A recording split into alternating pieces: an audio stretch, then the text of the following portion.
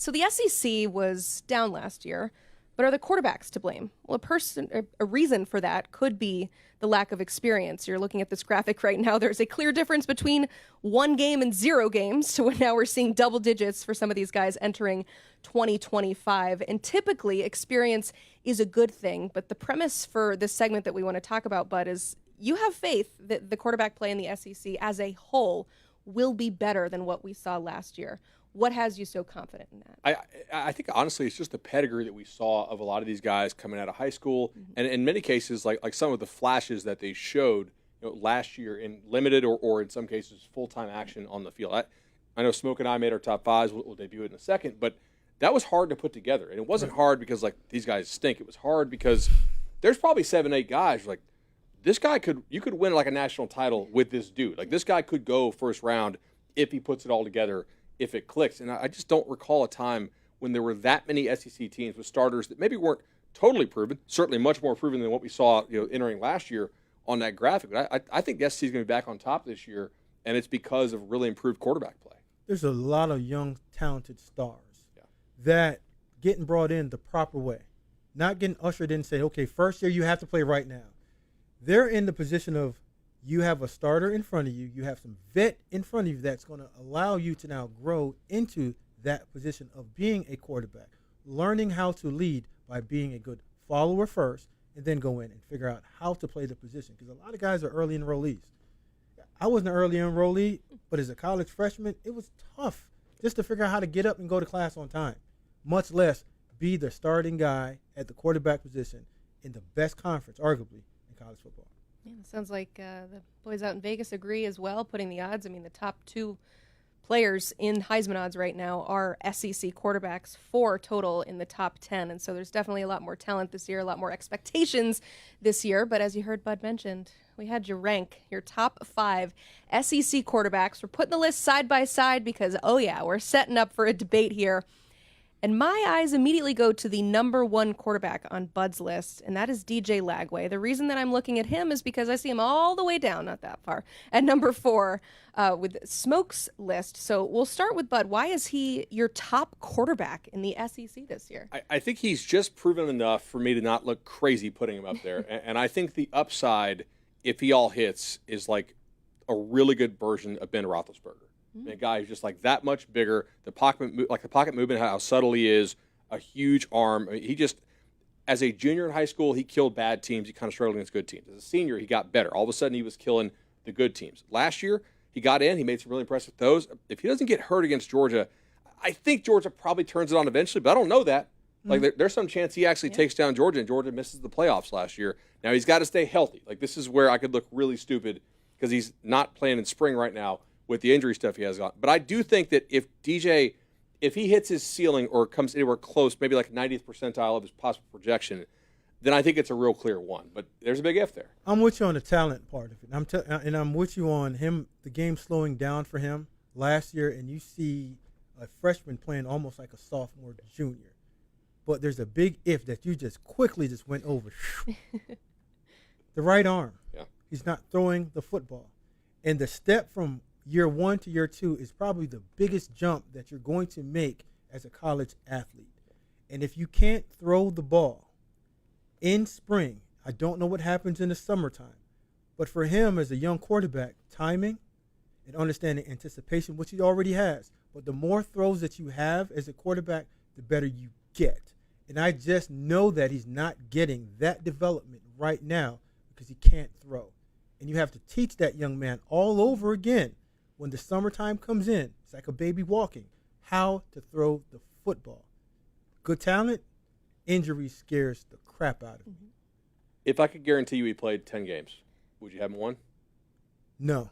Well, it sounds like it's not an if he's healthy for the fall. It's the fact that he's not healthy right now. Right now. Concerning that makes you. sense. For me, Yeah. huge concern. Yeah. Because you have to throw to get better. This is not a position that you just come out and just start going at it. No, it's like a golfer. If you're not playing enough, we know what we're doing. Putting it somewhere, not in the middle of the greens. Absolutely. Well, at least you both had him on your list. Somebody that was on Bud's list but was not on Smoke's is Nico Iamaleava at Tennessee. How close was he? I only gave you 5, so how close was he to your top 5 here? Close, 7 or 8. Oh, so not that close. And for me, it's the same thing with DJ, I did not see the step in the growth from year one on, and he's been in college, to see what you are now. It's not like he was a true freshman. You had all year to practice in the same system, which is probably one of the easiest systems to function. They don't even take the receivers and switch sides. Single read, throw the ball. But I had an issue with his accuracy and his decision making at times. The talent is there. But when I listen to Coach Heupel speak about day one operational things with a guy that's been in your program for 3 years now, it scares me. Knowing who to throw the ball to, accuracy, timing. The game still seems like it's going super fast and is not slowing down yet. That's the concern. I mean, like I think with Nico's talent, if he actually was going to hit that ceiling for sure, he'd probably be above Nuss. And I like Nuss a ton. I had Nuss, a bunch of Nuss last year, 51 for the Heisman. Obviously didn't win it, so burn those tickets. But I mean, if Nico really hits, then I think he's maybe really close to that Lagway level. But there is some uncertainty there for sure. I had him I could have him third. I could have him like sixth or seventh. With Mateer, who you had, I didn't have. It was just, can he do it at that level? Like, I mean, you had Kyle Williams will probably be a top 100 pick at receiver, and the competition they played last year at Washington State was rough. Yeah, you had Mateer at number 2. I had Mateer at number 2. He wasn't even on your list. He didn't make the great list of yours. But why'd you have him at number 2? Well, there's a guy out there named Cam Ward. Yeah. If I told you that John Mateer's numbers and his play was better than Cam Ward while they were both at Wazoo, what would you say? I would say it's probably factual, but also like you were playing San Jose State and a bunch of teams last year where Cam actually played Pac-12. Two different Pac-12s. Two different Pac-12s. But again, we can't control who we play against. Sure. All we can control is the controllables. That's what I do when I get into the game. And when he did play, he was a 3,000-yard passer, 1,000-yard rusher. One important games, accurate, timing, anticipation, regardless of the people that he was playing against. I saw where the ball was going. It got there in a hurry, got to the right person on time, and gave Kyle Williams an opportunity to score a lot of touchdowns and get drafted pretty high. Mm-hmm. So when I look at talent, he's as talented as everybody on this list. His production is that high, even better than majority of the guys. And we can't – I hate it when I get into a conversation and I hear level of play. Level of play counts when you aren't playing up to the level of play. But when you're superseding the level of everybody else around you and making everybody else play at a higher level than they're supposed to be playing, that means you're a game changer and a difference maker. And I think that's what John Mateer is. Oklahoma fans certainly hope so, right? Where would he land on your list then, Bud, if we don't see him in this top 5? I think I had him 6 or 7 when I was breaking it all out. I think there's a really, really solid top half here. Maybe if you threw it up and just kind of randomized it, you gave me a 5 out of that, I may not be happy, but I wouldn't freak out. Like, yeah, cool. Like, I could see that happening. But if he played in the SEC and he had 3,000 yards passing, 1,000 yards rushing, where would he be? Top 2 for sure. But I do think competition level matters some. I mean, some of these Mountain West teams he was playing last year were,